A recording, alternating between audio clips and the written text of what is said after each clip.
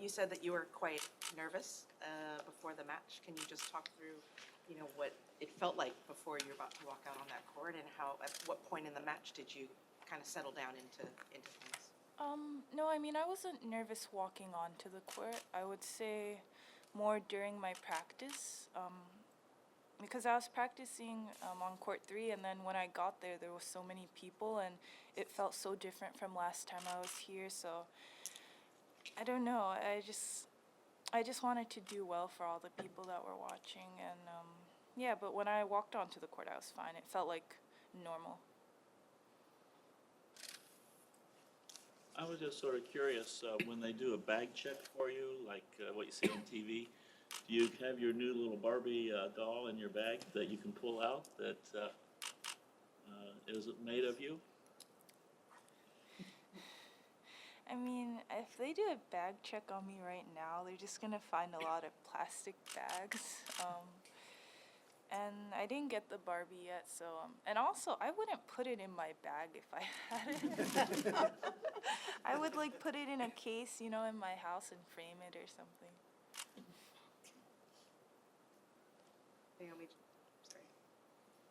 Naomi just going out there and just playing that match, obviously not great memories of the last one that you played against her in Dubai, but what were you kind of pleased with the most in terms of how you were able to handle everything tonight?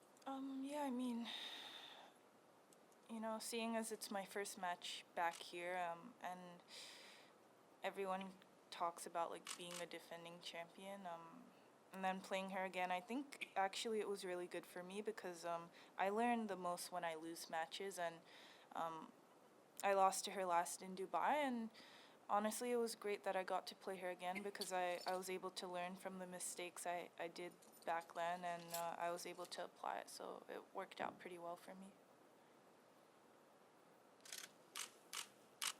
What was the thing that you learned from last time you played against her and applied? Yeah, I mean, I would just learn to be really positive and not give her anything. Of course, there are some points that I made a few like really bad choices, but other than that, I just tried to do a higher percentage shot, and yeah, I knew that she was gonna play well. So. You had a couple of great moments at the net where you anticipated very well which way she was going to go. Is that net play something you'd like to implement more and more going forward? I mean, for me, when I see someone at the net, I just start thinking like percentage. Like, like 30% chance they're gonna go this way, so might as well go with the higher chance. Or she went this way last time, so she might go this way the other time. And it feels like the ball stops for a split second while I'm thinking about that, and yeah, usually I'm able to anticipate it well, but she's like one of the best players at the net that I've played, so it was kind of difficult this time around. Just talk a little bit about the 3 kids you saw and the guy who said it was freezing. Do moments like that, in a way, relax you or give you joy, or was it fun? Just talk about that, please.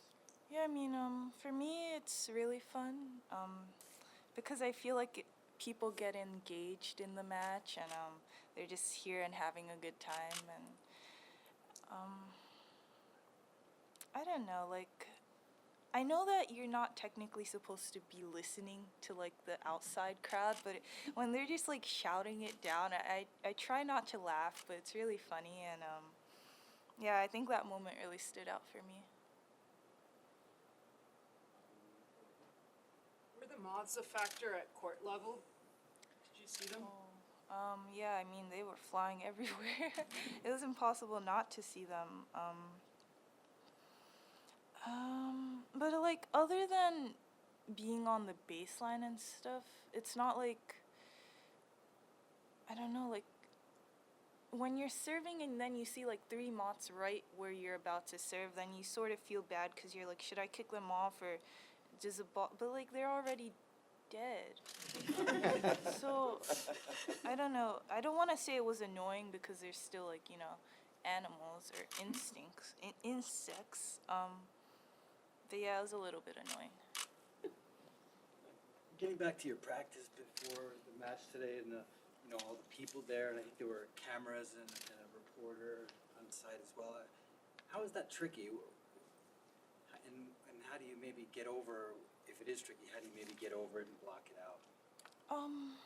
No, I mean, for me, I feel like I've been really blessed in a way because, honestly, I've had media around me even when I wasn't supposed to have media around me. So that I kind of got used to, like, maybe a year ago, especially, like, winning here last year and US Open and Australian Open definitely helped because, that made more people come to my practices. But I feel like in Indian Wells, it's a little bit more intimate compared to all the other tournaments because, like, I usually practice on court 3, so, like, there's people surrounding every section of the court, and, I don't know, usually it's little kids. I don't know why I have such a soft spot for little kids. But yeah, I mean, they're really cute, so. After the first set, you called the new coach and you talked something. What did he advise to you? Well, I mean, you're gonna play it back and watch it, right? I mean, you guys know I don't remember anything for like the past hour. I think he told me to like hit it in the middle instead of going for the lines too much during important points. And just like to be positive. But you're gonna watch it anyway, so you'll have a clear understanding. You just said that you've gotten used to the media attention, but what part of being a top player have you not gotten used to yet?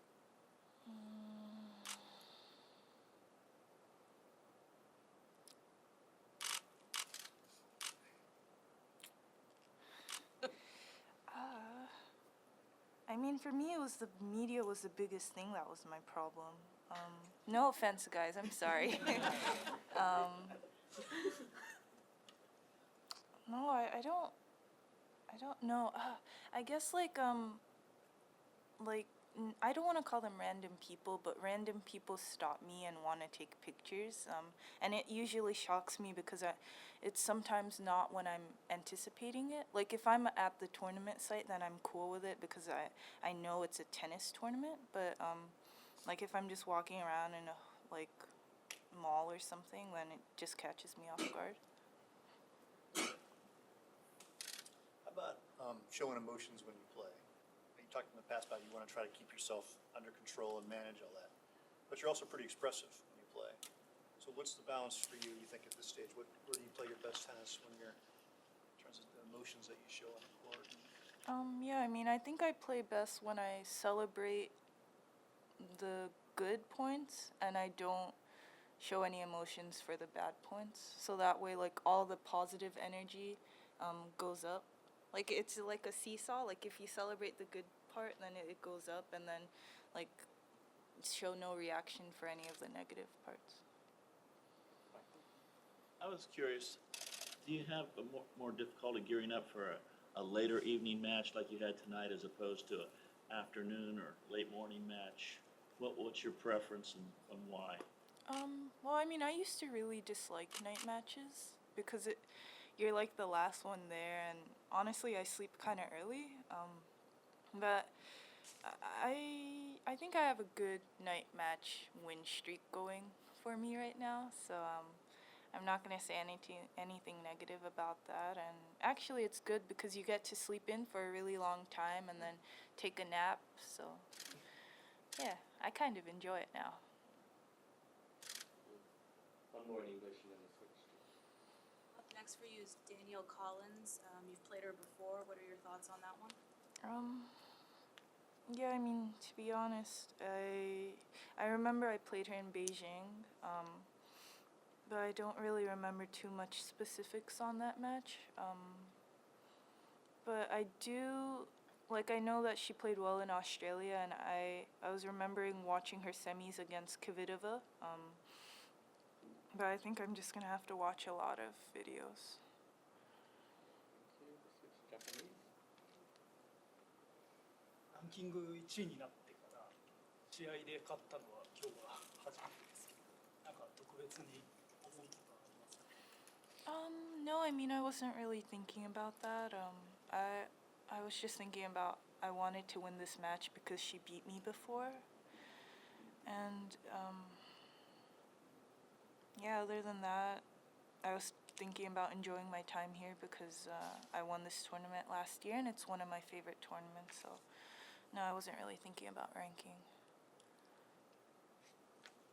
今回ファーストセットはすごく順調で、ファーストサービスのパーセンテージも良かったし、ネットプレーもスムーズだったと思うんですけれど、ファーストセットの後にコーチを呼んだのはどういう思いがあって呼びましたか？もっといいプレーがしたいと思ったんですか？ Yeah, I mean, I think it's one of those things where you want to do better than the set before, and I just called him to like see from an outside perspective because I can only ever judge myself from inside. So it's nice to get a second opinion. お疲れ様です。勝った瞬間の表情がすごくこうほっとしてるように見えたんですけれど、一番勝った時にこうあった思いっていうのはどんな思いだったんですか？ I don't think I really have. Or maybe I'm misunderstanding. もう一回ごめん。その勝った時にはいすごくほっとしてるような表情に見えたんですけれど、はい。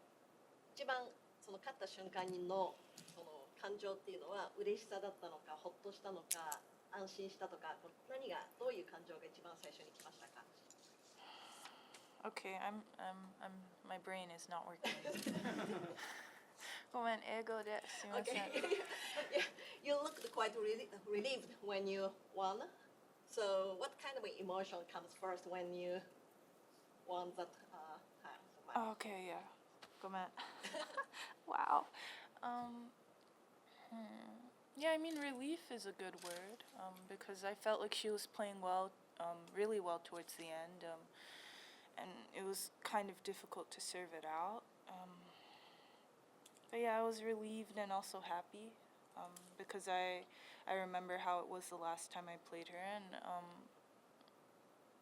yeah, I wanted to win this match really bad. Thank you. Cool. Thank you.